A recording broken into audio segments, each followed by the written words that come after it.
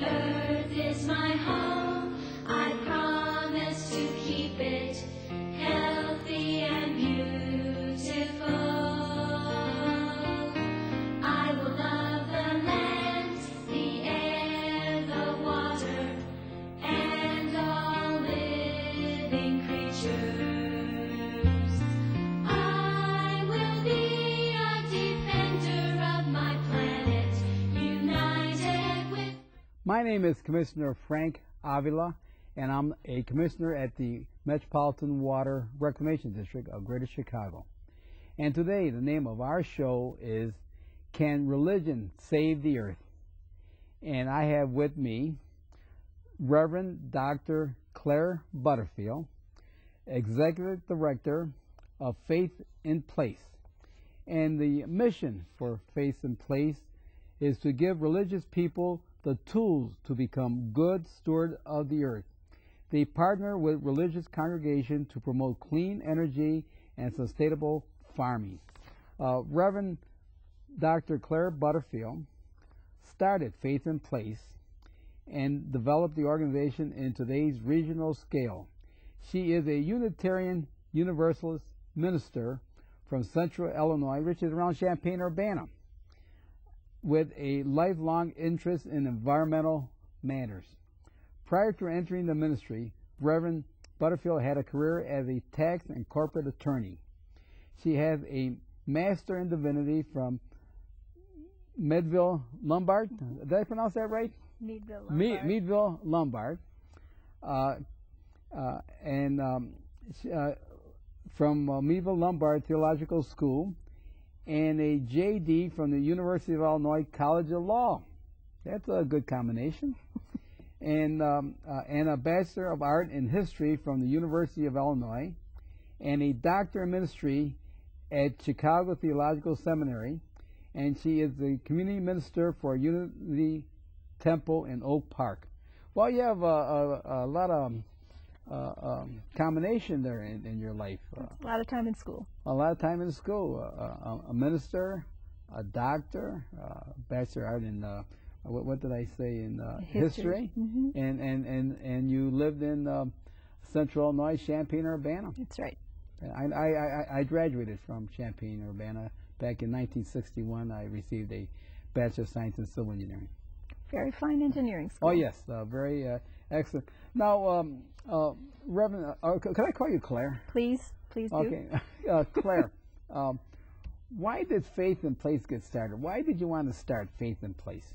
9 years ago when we started, there was a fairly vigorous environmental conversation in Chicago, but the faith community really wasn't part of it. 9 years ago? Yeah. Okay. So at that point, in most of the congregations that we contacted, it wasn't obvious to people that there was a connection between the values they hold as religious people and their sensibility about the environment. And we really wanted to put those two things together. We thought that combination could be pretty powerful in motivating behaviors that would be more sustainable. So they weren't reading the first book of the Bible, Genesis. Well, they weren't reading it as an environmental text. Oh, an environmental text? Mm-hmm. Because the good Lord made the planet, and he put everything on the planet, and he put us on the planet. To serve it and tend it. And tend it, yes. Yes. And so why did you decide to take your ministry in that direction? Because of what you were seeing with various religious groups then? Because I had this an interest in a couple of things most strongly, and one was the condition of the planet, and another one was to protect the children who live in our city. And this ministry allowed me to put all those things together, because it seems to me that one of the ways that we protect our children is by making sure that we hand a planet off to them that is not in worse shape than the one that we received. So you did this around 2001? Around 1999 we got started. Oh, 1999? Mm-hmm. What was going on in 1999? Was that the first awareness of the environment, or? Oh no, that movement goes back to the 70s, and it's had it's ebbed and flowed, and there are moments in American history when it's more it gets more media attention. We're in one of those moments right now. And in the early 70s, the Clean Water Act came into being during that time, and there was a lot of attention being paid. And then it kind of maybe went on it was less visible, but it was always there. Yes. And it's because of climate change and some of the issues that we're facing right now, there's a sense of urgency in the environmental community, and it's been there since 1999. People had already identified climate change as a huge issue that we have to address. So that's why we thought that the religious community needed to be part of that conversation, and that's why we got it started. Well, you know, what are the environmental problems you're addressing in your program? We see everything holistically. Being, of course, being theological thinkers, we would see everything as connected to everything else. So you can talk about energy and you can talk about sustainable farming, and in a lot of ways you're talking about the same things. And if you bring water into that conversation, you're still talking often about the same things, because water is an energy issue and energy is a water issue because power plants use a lot of water. Yes. Agriculture needs water. Agriculture affects water quality. So all these things are connected, and we really try to help people understand that they're connected, but at the same time we'll start with your energy efficient lighting in your congregation building, or with organic communion bread, or some little thing that helps to start people thinking and learning. Organic community bread. Yeah. That's the first time I heard of that. I never thought, I take communion, and I never thought of having organic bread. It's the idea is that if that symbol is central to the liturgy and to your worship life, and that moment of communion should be something that's done with as much integrity as human beings can muster, then you would want to pay attention to whether or not a farmer was exposed to pesticide in growing the wheat for the bread. Now, you mentioned various things. You mentioned water, you mentioned energy, you mentioned farming. Is any one of those aspects that you've mentioned more important than the other, or are they all equal important? I don't think you can really put one ahead of another, because at this point we can't live without energy. The way our culture is constituted, we're not going to get along without energy. We can't live without food. We can't live without water. So they're all essential to the flourishing of life, and so we pay attention to all of them. Now we're living. I tell people that we're living in God's country here in the Midwest. Of course we are. Because the reason why we're living in God's country, you come from Central Illinois. You got that's God's country. You got all the farmland there. What they grow corns, soybeans. Got the good black dirt there. Mm-hmm. We're up here in the Great Lakes. We have the water. Yes. So that's and the whole state has water under it. So we're a very water wealthy state. Yeah, but as you mentioned, energy. How can we solve the energy crisis and the water crisis and the farming crisis together? Is there a solution, or are you out there just trying to make people aware, or do you provide a solution also? I don't think there is a single solution, and that's the point where I like to say that I'm just a poor country preacher, so I would like to bring in experts in all these areas to have good, transparent, honest conversations about what the solutions might be. But clearly we can't go on burning fossil fuel to provide our energy, because it's warming up our planet, and we're not going to survive if we keep doing that. So we have to find some alternatives to coal-fired power, natural gas-fired power. We need to be looking for renewable sources of energy, and we know what those sources are. We just need to have the will to build more wind and solar facilities and to conserve energy. There are some estimates that we could cut our energy use by as much as a third through conservation. Right, I agree with it, through conservation. They had that, was about 4 weeks ago, where for one at 9 o'clock you turn off all your lights. Earth hour, yeah. So was that Earth hour? Yeah. And just for that 1 hour. And it was very pleasant. It was a very pleasant hour. Well, that 1 hour, they saved a lot of energy, and it didn't emit any CO2 in the atmosphere. Mm-hmm. And I understand the downtown usage in Chicago was down by 7% just for that hour. Just by that hour. And so if we can do that, why not shut those banks of lights off in the high rises every night? Yes. Now, did you work with congregations on their group practice, individual practice, or at the level, or all three? I mean, how are you working with congregations? And are they accepting what you want to do with them in saving the planet? Well, we never come in over anybody's objections, so we're always invited in, and more we're being asked to come. When we started the project, I had to go to congregations and maybe explain and do a little persuading that environment is a religious issue. Now they call us and they say, we understand that it's a religious issue, just help us figure out what to do. And so when we come in, my understanding of how human beings learn things is that first you... And then we had a picture up there, right? Sherry, could you bring that up again? Sherry, and then explain now what are you doing there? That is an educational event that we recently held at the Reconstructionist congregation, the Jewish Reconstructionist congregation in Evanston, in their new LEED-rated building. Oh, LEED-rated, where we taught the folks who came from 35 congregations about what the major policy issues in Illinois on environment are for the current session. 35 was that different religious groups or? Very diverse religiously. We have Catholic, Protestant, Jewish, Buddhist, Baha'i, Zoroastrian. 35 came? Mm-hmm. And did the minister come or did the lay people come? Usually lay people come, although the rabbi of that synagogue opened the event for us with a lovely reflection, and there are always some clergy around, but usually this is lay-led in congregations. And was this an all-day affair? That took a whole Sunday afternoon. All a Sunday. And a few times a year we do those educational events, and that's roughly the turnout we get each time we do it. And the 35 congregations were throughout Cook County? Or? Throughout the 6-county area. Oh, 6-county area? And we do have some congregations that are all the way down to the bottom of Illinois. We just can't provide quite the same level of service to the ones that are more than 50 miles away. Now, are they providing these 35? Are they already in the practice of conserving water, organic food?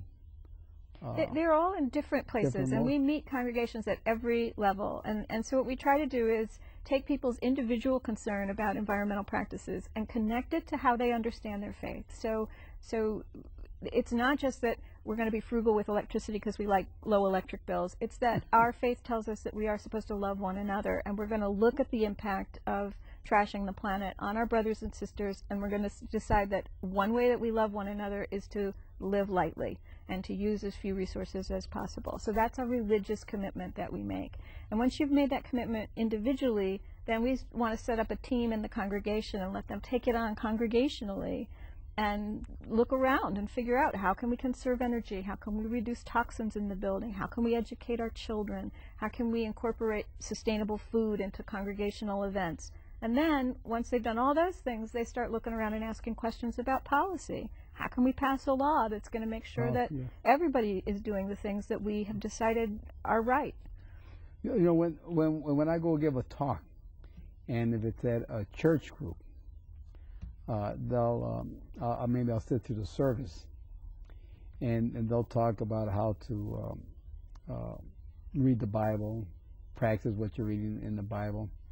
And then after the service, they'll have a lunch served. But when I go into the lunch and see the kind of food that they're serving, the food is not adaptable to good health. Do you find this as a problem also? There are always disconnects. We are ingenious at disconnecting what we say we believe from what we actually do. Yes. That's a wonderful quality that human beings have. So the purpose of our religious communities is to remind us that we're supposed to live consistently with the beliefs that we claim. Now, here's a question on the obstacles that you encounter. What are you encountering, not with the 35 that came to your session, but other groups when you go there? What other obstacles do you encounter with the other religious groups? There are all kinds of barriers that we've hit over the course of doing this. The first one is simply that there are congregations that don't believe that their religious portfolio includes environmental matters. They just say that's not one of our concerns as a church, and they ask us to go, and we go. Is that right? But that's a tiny minority of congregations these days who don't see this as part of the behavior that they're supposed to be speaking to as a religious institution. So we don't see that one as much.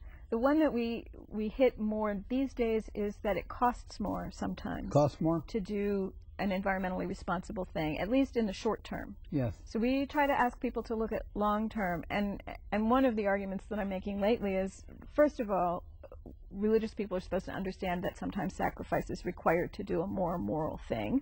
And second of all, if I can't get a church to think on a 10-year time frame or a 20-year time frame, I'm never going to get an individual homeowner to do it. That's true. So, because these congregations have been around for 100 years, yes. and they should be thinking on a 100-year frame. Sure.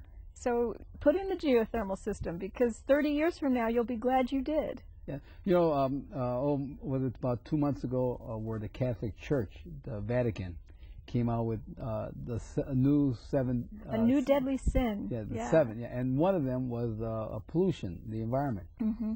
And they're recognizing that we have to do something about the environment. But I'm just wondering how many of the Catholic churches here in the Chicagoland area is going to work on that, one of the new 7 deadly sins on pollution.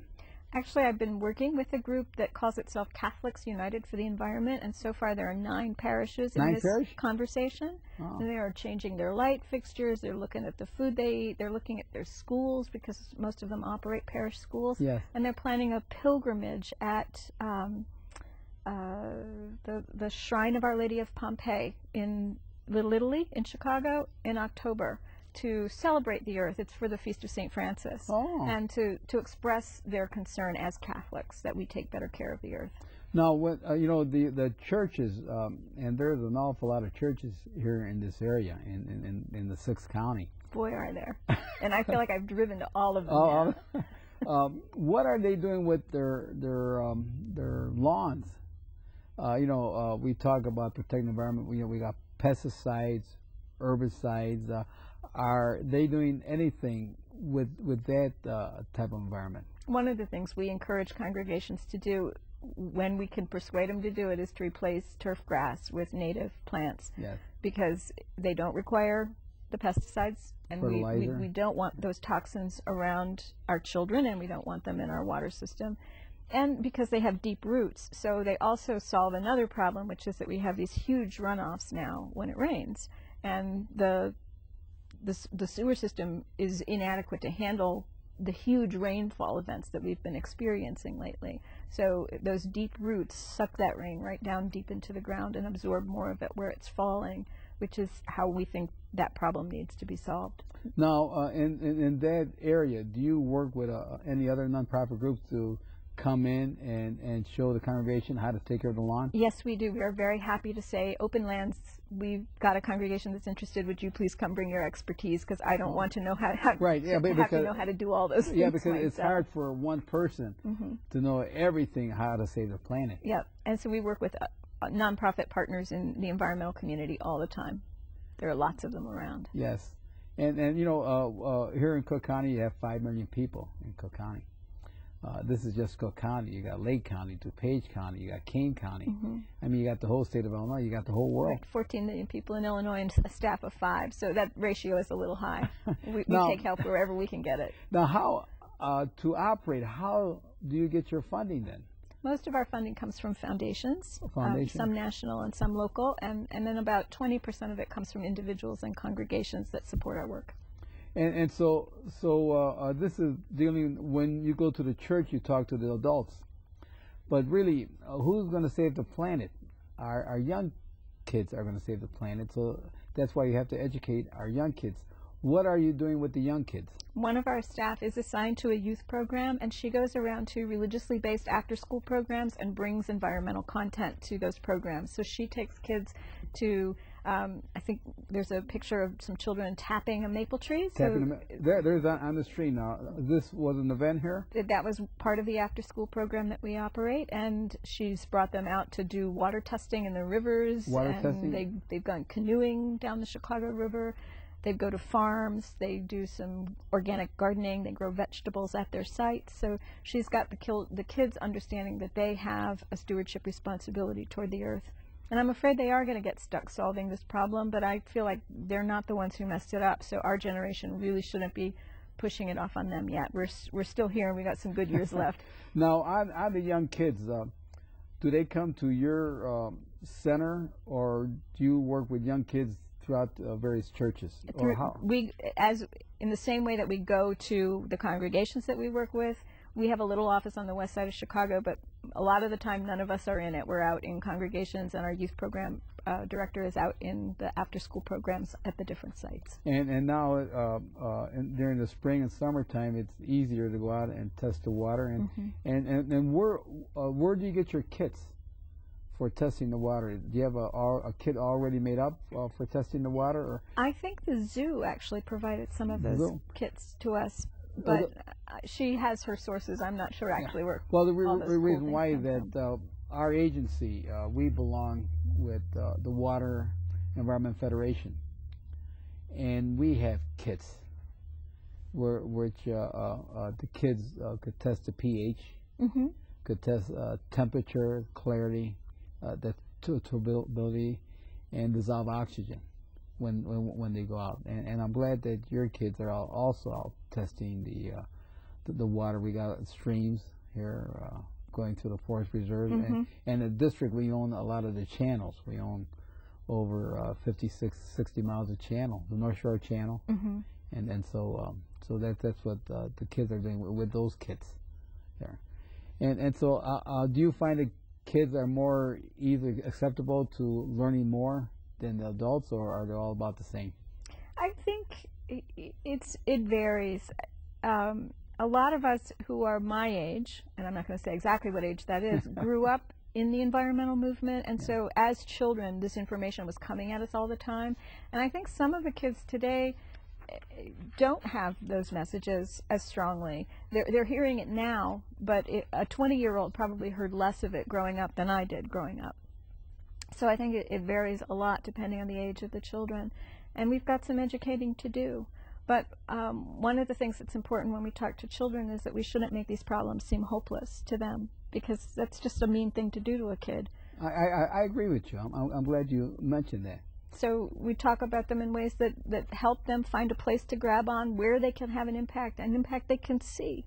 And then I think they're willing to get engaged and find these things interesting, especially if you take them outside. Outside, yes. Kids like being outside. Oh, yes. Now, your program with the children, is that all year round? It is all year round, although it's most active in the spring and summer. So spring and summer. Now, what about the connection between religious beliefs and environmental practice, generally and specifically between religious belief and water? Water is a wonderful way to talk about environmental care religiously, because it's such a potent symbol in religious liturgy. Every faith that I can think of has some kind of a ritual involving water. Because life comes from water, and somehow we seem to have that memory in our faiths. We know somehow that all life started in the sea, and we baptize with water, and we send people out of this life with water, and we use water all the time. And we need water. Our body is, what, 2/3 of water? In a ratio that's very similar to the ratio of the earth. It's interesting. Yeah. Us living creatures, we're all kind of the same. And so it's a wonderful way to help people understand that environmental activity has religious significance, because that symbol is already there. It's already in the sanctuary. You know, I never thought about, you mentioned our body's 2/3 of water, and you mentioned that the world is made up 2/3 of water. I never thought of it that way. I think it's too much to be a coincidence. Now, how do you think congregations can contribute to making better decisions about the environment? And I think you have a slide. There's up on the screen. Those are the folks who went to Springfield with us this year. We got about 24 people to go down for the lobby days in Springfield on the environment. And that's an important thing that religious communities can do, because politicians pay attention when someone actually makes the effort to step into their office, whether in the district or in Springfield. And when they say that they're representing their congregation, the politicians pay more attention. So that's a power that congregations have, and we are encouraging them to use it respectfully and carefully and thoughtfully, but we are encouraging them to use that in the policy arena. Now, do you have any bill that you'd like to see passed?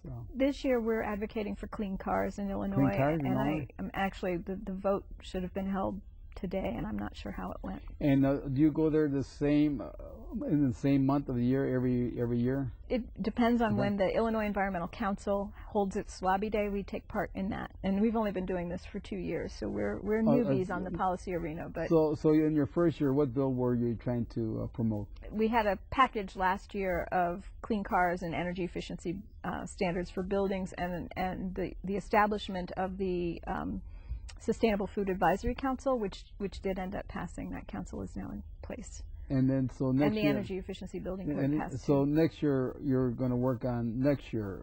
We'll probably be working on clean cars again. Oh, clean cars again, because that's a big issue. Yeah, it is, and it's a hard one. And because the issue is the problem is energy. Again, right? We're talking about maybe the problem is less than progressive thinking on the part of the auto manufacturers. It's hard to say what the problem is, but if we're going to drive our cars, we need to drive more energy efficient ones. No, you've been in active Faith and Place has been around now for 9 years. That's right. Could you explain some of your success stories? One of my favorite success stories is that a Lutheran church in Chicago became the first congregation to go solar. In the Chicago area. They put up a solar hot water system, and once we figured out with them, and the picture that we have of that is of the bishop of the ELCA Lutheran Church celebrating and blessing the solar panels at their congregation that day. And now we have in the pipeline a mosque that's working on a solar hot water system, and they, I believe, will be the first solar mosque in the United States. In the United States? Mm-hmm. And they're a great choice because the worship of Muslims involves a ritual washing of the hands and feet before worship, so they use a lot of hot water in a mosque. Oh yes. So it's a great solar application. Yes, and so do you feel that religion and the religious groups, and maybe throughout the world, are going to start taking a bigger role in saving the planet and protecting our environment? I'm seeing that they are, and I think they have to, because I think while I've watched attention rise on these issues in the last few years, and now every time you open the newspaper or turn on the news, there's something about the environment.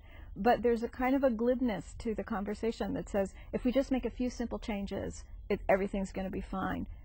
Simple changes make simple changes. And we have to make big, complex changes that are going to require some sacrifice. So I think a religious component, a sense that this is a moral choice, needs to be part of the conversation. Yeah, that's true, because here in Chicago, we have Lake Michigan in our backyard, and we're part of Great Lakes. And 1% of all the surface water in the world is fresh water. And 18% of the 1% is right here in the Great Lakes. Mm-hmm. And 90% of all the fresh water in the United States is right here in the Great Lakes. So this is God's country. And our brothers and sisters in the Southwest are going to want our water. And we need to be smart about how we deal with that. And preserve it, because what I foresee, people are going to come and live here in the Great Lakes. Healthy and beautiful.